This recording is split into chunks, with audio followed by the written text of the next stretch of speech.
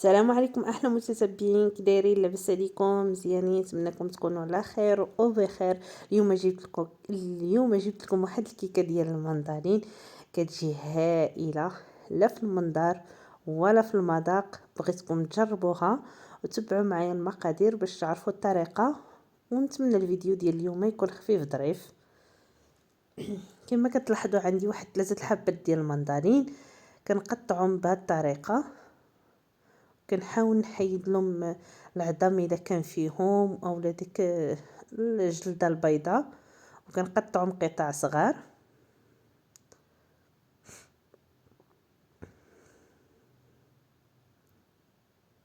كنستمر حتى كنقطعهم كاملين ب3 بهم بهذه الطريقه. كما قلت لكم هاد الكيكه كتجي غزاله، غير جربوها وراه ما غاديش تندموا عليها. هذا هو الوقت ديال المندرين. هنا كندير الخلاط الكهربائي، كنضيف فيه المندرين ديالنا، كنزيد عليه واحد كاس ديال الماء عادي الروبيني، وكنطحن مزيان حتى كيتطحن لي المندرين ديالي مزيان.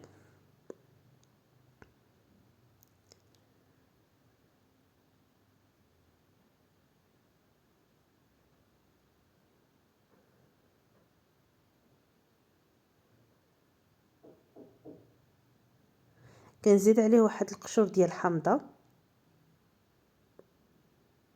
وكنزيد عليه واحد العصير ديال حامضه اللي ديت لها القشور ديالها. كنضيف عليه 4 كوب الا ربع ديال الزيت، يعني ناقص واحد الربع ونصف، وعاوتاني نص العبار ديال السكر، كوب ناقص ربع شويه وصافي، وواحد 3 البيضات. السكر تقدروا تعمروا ديك الكاس، حيت انا راه جاتني ناقصه حلاوه شويه، ما كنبغيش هذيك الحاجه تكون حلوه بزاف. كنطحن هاد العناصر مع بعضياتها حتى كتنسجم مزيان.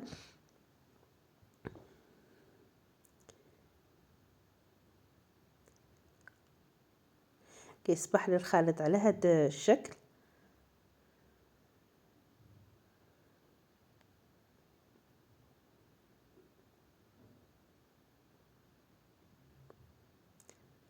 هنا كنضيف واحد الكوب ديال الدقيق. هي الكيكه راه كتوز لي 2 كيسان ونص، القياس ديال العنبه. انا كنضيف بالتدريج، وعلى حسب كتبقى ديما على حسب النوعيه ديال الدقيق. كنضيف واحد 2 خمارات حمرين وزن ديال 16 غرام، يعني بجوج بهم 16 غرام.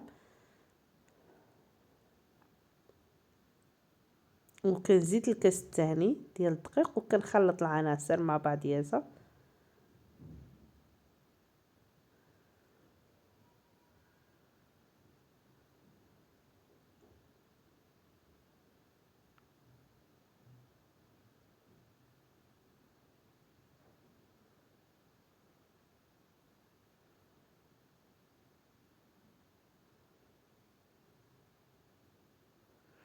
كنخلط مزيان.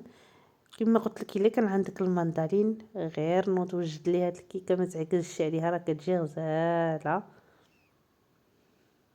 هنا المول ديالي غادي ندهنو بالزيت او الزبده اللي متوفر، وكنرش فيه الدقيق، وكنضيف فيه الخليط ديالي.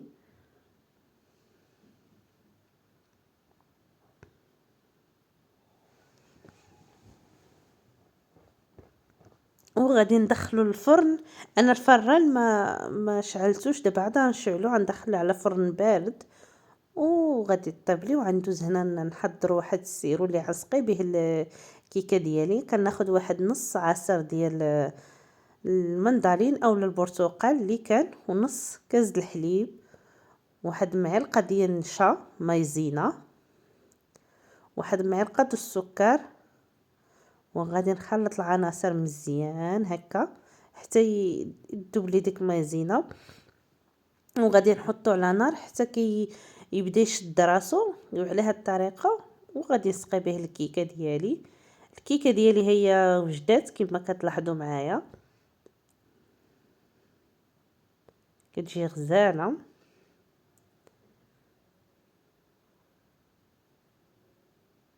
وغادي نسقيها بهاد السيرو ديالي، وتقدروا تستغناو على هاد السيرو يعني كيبقى اختياري.